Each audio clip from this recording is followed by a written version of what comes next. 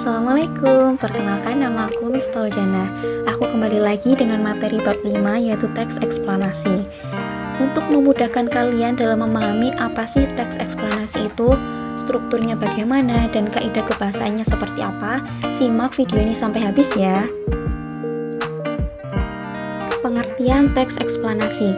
Teks eksplanasi adalah teks yang menjelaskan hubungan peristiwa atau teks yang menjelaskan proses terjadinya sesuatu.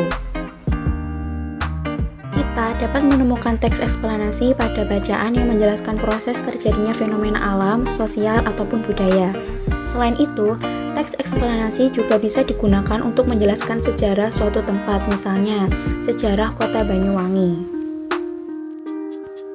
Ciri-ciri teks eksplanasi yang pertama adalah terdiri dari beberapa paragraf dan setiap paragraf itu mengusung suatu topik sesuai dengan tema yang dibahas.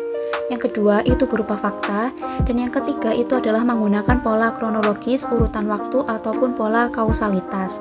Pola kausalitas ini menjelaskan hubungan sebab akibat. Setelah memahami pengertian dan ciri-ciri dari teks eksplanasi, selanjutnya adalah struktur teks eksplanasi. Dalam menyusun sebuah teks eksplanasi harus dibentuk oleh bagian-bagian tertentu. Yang pertama adalah identifikasi fenomena, artinya mengidentifikasi sesuatu yang akan diterangkan. Hal ini bisa berkaitan dengan fenomena alam, sosial, budaya, ataupun fenomena-fenomena lainnya. Yang kedua adalah penggambaran rangkaian kejadian sebagai perinci atas kejadian yang relevan dengan identifikasi fenomena. Bagian ini dapat disusun dengan pola kausalitas ataupun pola kronologis. Bagian yang terakhir adalah ulasan. Ulasan ini berupa komentar ataupun penilaian tentang konsekuensi atas kejadian yang dipaparkan sebelumnya.